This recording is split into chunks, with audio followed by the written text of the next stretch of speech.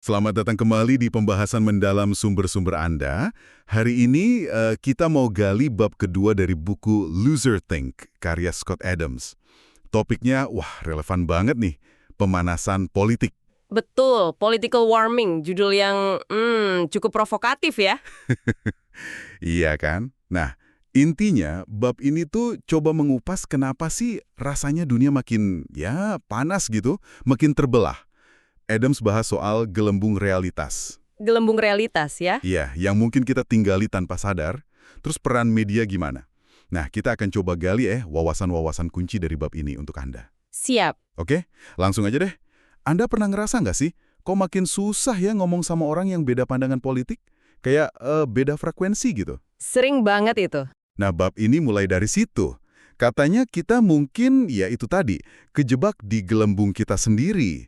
Susah lihat keluar, dan yang lebih susah lagi, nyadar kalau kita lagi di dalam gelembung itu. Betul sekali. Dan yang ditekankan penulis Scott Adams ini, kita tuh cenderung lebih, nunjuk gelembung orang lain. Oh iya, kayak gimana tuh?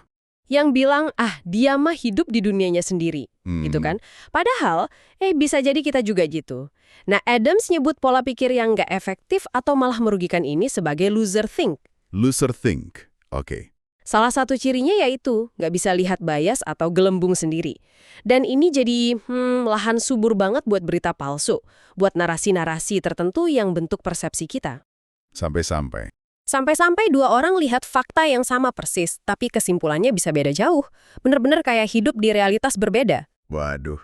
Nah, terus penulisnya nunjuk ke satu faktor kunci nih, yang mungkin agak mengejutkan buat sebagian orang. Perubahan model bisnis berita. Ini penting nih. Kalau dulu mungkin tujuannya ya sekedar nyampein info. Sekarang katanya beda. Ada teknologi yang bisa ngelacak reaksi kita detik per detik. Tiap klik, tiap view. Itu mengubah segalanya ya. Iya, fokusnya jadi geser. Penulisnya bilang, fokusnya jadi, wah ini istilahnya lumayan keras, memanipulasi otak kita. Demi engagement kan? Betul, demi engagement. Nah, ini bukan berarti orang-orang di media itu jahat semua gitu ya. Bukan itu poinnya. Penulis justru bilang, ini tuh konsekuensi logis aja dari sistem kapitalisme. Tujuannya kan memaksimalkan profit secara legal. Oke. Nah, ketika data nunjukin kalau konten yang bikin emosi, apalagi marah dan takut, itu yang paling laku, ya. Secara rasional, mereka akan bikin lebih banyak konten kayak gitu. Karena itu yang menghasilkan uang. Persis. Legal dan menguntungkan. Ya, pasti akan dilakukan. Gitu logikanya. Dan dampaknya, ya kita rasain sekarang kan. Polarisasi makin dalam rasanya. Iya. Emosi kita dipancing terus sampai rasionalitasnya kalah. Jadi argumennya bukan orang tiba-tiba jadi lebih jahat atau gimana, tapi ya kita semua ini kena pengaruh mesin media yang model bisnisnya udah baru ini. Jadi kalau cuma bilang, ayo dong jadi lebih baik, kayaknya nggak cukup ya. Nggak cukup. Karena sistemnya sendiri, insentifnya, itu mendorong ke arah perpecahan. Penulis kasih peringatan keras, narasi-narasi menakutkan yang sering kita dengar, dari kiri atau kanan politik, itu seringkali dilebih-lebihkan. Sampai keliru malah ya. Sampai keliru, betul. Tujuannya yaitu tadi, bikin kita takut, bikin kita terus ngeklik. Nah, memahami kenapa ini terjadi karena model bisnisnya, itu langkah pertama buat keluar dari jebakan loserthink, biar kita bisa lihat situasi lebih jernih. Oke, paham. Nah, ini nyambung ke salah satu bentuk loserthink lain yang, wah ini umum banget kayaknya, dibahas di bab ini. Ilusi kalau kita bisa baca pikiran orang lain. Ini dia, mind reading illusion. Pernah kan? Ngerasa yakin banget 100% tahu apa sih niat tersembunyi si A atau si B, apalagi kalau dia lawan politik kita. Hahaha, sering pasti ya. Nah, penulis bilang itu ilusi. Kita ngerasa bisa, padahal katanya hampir selalu keliru. Dia cerita pengalaman pribadinya juga kan sebagai figur publik. Dia ngira-ngira sekitar 90% kritik ke dia itu dasarnya asumsi yang salah kaprah soal apa yang ada di kepalanya. 90%, wow. Iya, orang asing ngerasa tahu persis niatnya. Padahal jangankan orang asing, orang terdekat aja sering salah nebak isi pikiran kita kan. Ilusi ini jadi sumber konflik dan salah paham yang luar biasa. Contoh politiknya juga, wah kena banget. Misalnya gini, orang A bilang, saya pengen ada jaminan kesehatan buat semua. Terus orang B langsung mikir atau ngomong, kamu tuh diam-diam pengen negara ini jadi sosialis total. Nah, itu dia. Orang B ngerasa udah nangkep niat tersembunyi orang A. Atau kebalikannya, orang C bilang, saya dukung imigrasi berbasis keahlian. Terus orang D nyimpulin, halah, itu cuma cara halus bilang kamu rasis, gak mau ada orang kulit berwarna di sini. Lagi-lagi baca pikiran, orang D merasa tahu persis motif di balik ucapan orang C. Dan bahayanya, kedua pihak ini sama-sama merasa interpretasi mereka itu udah paling benar, paling jelas. Iya, iya. Nah, kasus politisi Ron DeSantis yang dibahas itu menarik banget soal ini ya. Betul, waktu DeSantis nyebut lawan yang keturunan Afrika Amerika itu artikulatif. Nah, itu gimana tuh? Banyak kritikus langsung, wah ini pasti dog whistle, istilah buat pesan berkode yang punya makna tersembunyi. Makna tersembunyi. Ya, dalam kasus ini dianggap rasis. Jadi kritikusnya merasa tahu ini si DeSantis sengaja pakai kode rasis. Tapi pendukungnya mungkin mikir, dia cuma nggak sadar aja kalau kata itu bisa sensitif di konteks ini. Jadi dua-duanya sama-sama merasa paling tahu isi kepala DeSantis ya? Persis. Padahal ya, kita nggak bener-bener tahu kan? Sama juga waktu dia pakai frasa monkey this up. Oh, itu juga dibahas? Iya, apakah itu sengaja merujuk ke stereotip rasis atau cuma keselio lidah aja, mungkin gabungan dari monkey around sama mess it up. Ya kita nggak tahu pasti. Tapi orang langsung berasumsi. Betul, yang tahu sejarah ofensif ungkapan itu ya cenderung mikir DeSantis juga tahu dan sengaja. Yang nggak tahu sejarahnya ya mikir DeSantis nggak tahu. Kita itu cenderung memproyeksikan pengetahuan dan asumsi kita sendiri ke pikiran orang lain. Wah, ini pelajaran penting banget sih.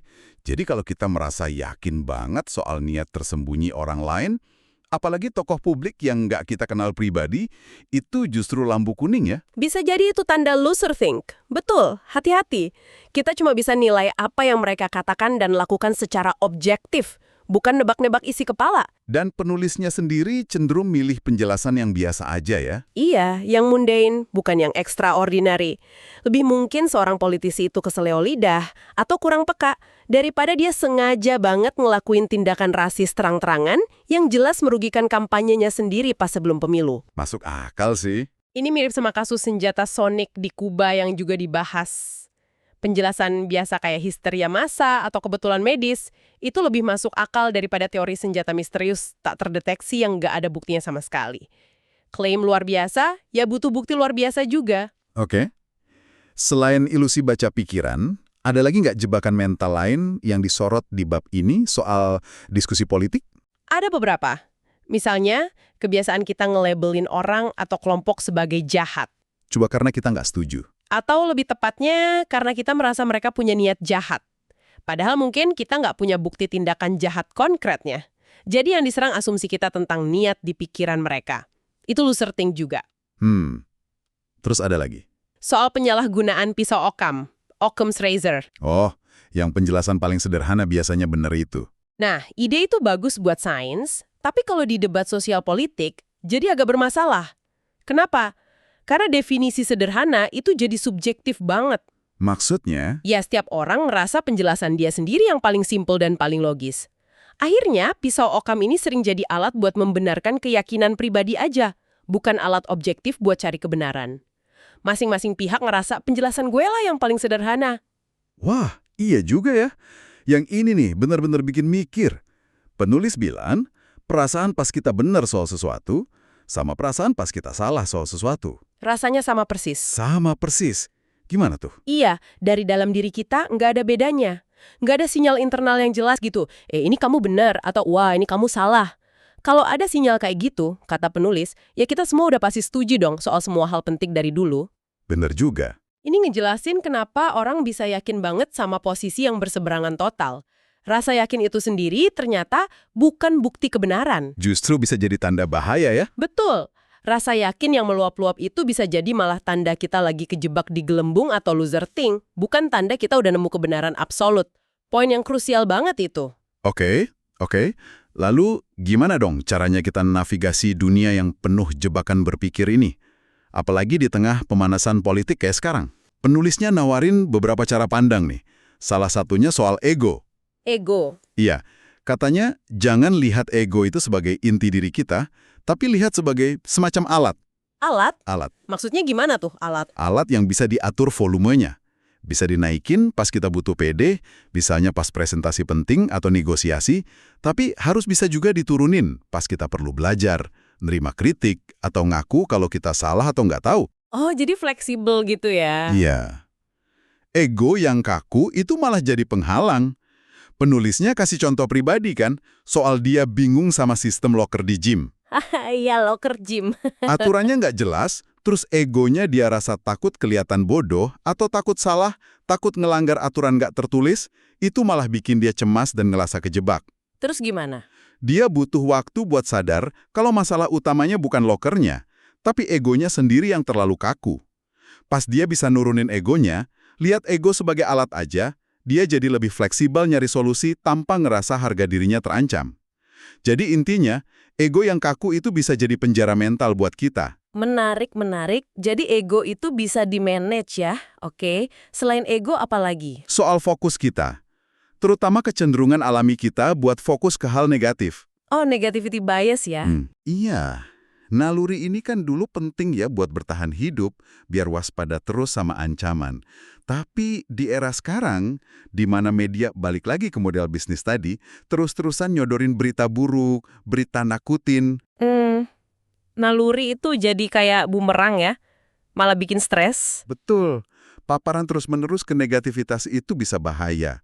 Makanya penulis nyaranin kita buat secara sadar, ini istilahnya bagus, mengelola rak mental kita. Mengelola rak mental. Kayak rak buku gitu. Iya, persis. Kita harus milih buku apa yang mau kita taruh di sana. Jangan biarin rak mental kita penuh sama berita buruk dan ketakutan yang disodorin media melulu. Terus gimana caranya ngelolanya? Ya, dengan sengaja nyari dan ngisi pikiran kita pakai hal-hal yang positif, yang konstruktif, atau yang inspiratif, buat ngimbangin bombardir negativitas itu. Ada contoh praktisnya? Ada. Penulis cerita, dia tuh langsung ganti channel TV tiap kali ada iklan obat yang nyebutin daftar efek samping mengerikan seabrek-abrek. Oh, gitu aja ya. Kenapa tuh?